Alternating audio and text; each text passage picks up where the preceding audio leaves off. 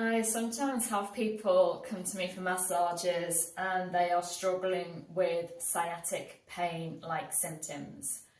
True sciatica usually stems from the lower back with a bulging disc pressing on the sciatic nerve. However, sciatic pain can also stem from the butt. So there's a muscle here called the piriformis muscle, and the sciatic nerve can pass right through or really close to this muscle.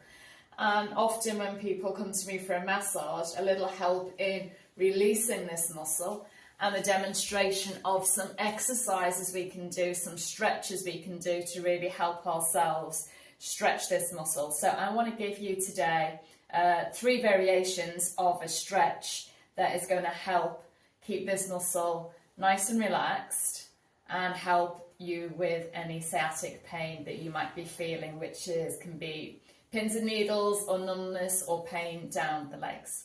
So our first variation of this posture, we're going to lie on the back. We're going to cross one leg. We're always going to do it both sides, even if you're only experiencing pain on one side.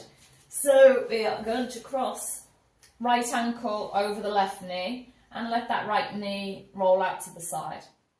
I'm going to lift that left foot off the floor, and if you can take hold of the thigh, we're going to pull it in towards the belly. Maybe you've got a little bit more movement, you can take hold of your shin. I can really feel this nice stretch in my backside here.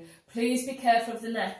If you can't reach your neck, if you can't reach your leg, it's straining your neck like this. Please don't do this. We want the back of the head against the floor. So if you need to use a block to help you here, please do so. Also, if you still can't find your leg to pull it in, you can use another block to rest your foot on. Technique number 1.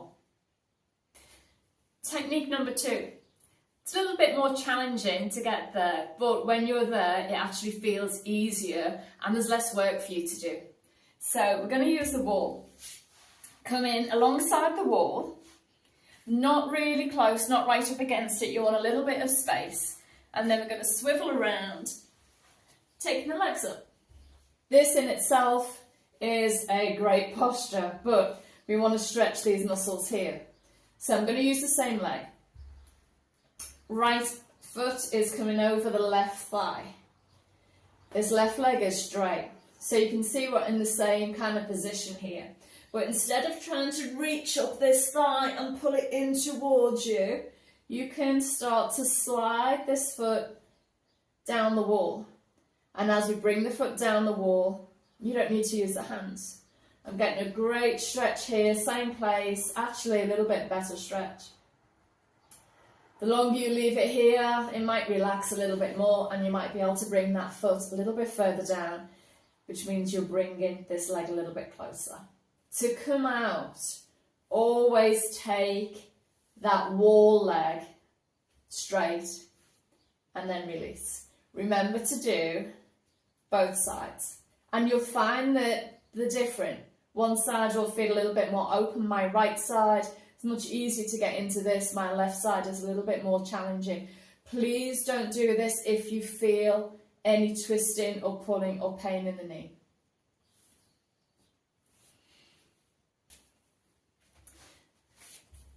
If the external rotation, this kind of opening, is difficult for you because of your hips, we can still stretch the same way, but taking an internal rotation instead. So rather than having the ankle on the thigh and having that knee drop open, we're going to bring the thighs together. We're going to cross over the legs. So I'm going to show you lying down and I'm going to take this angle so you can see. So in our first options, we had the ankle over the knee and the knee open. If this is uncomfortable on your knee or in your hip, cross the thighs, bring them in, take hold. We're going to get the same stretch. So I'm going to show you from here. Instead of having the instead of having the knee open, we've crossed the thighs, lift the knee, take hold behind the thigh, or if you can reach, behind the shin. And this will be the same whether you're in this position or whether you're taking feet against the wall. Just depends on our hip placement and how our hips move, if they externally rotate easier or if they internally rotate. As long as we're feeling a little stretch in the outer hip, maybe a little bit higher up here, we've got the right place.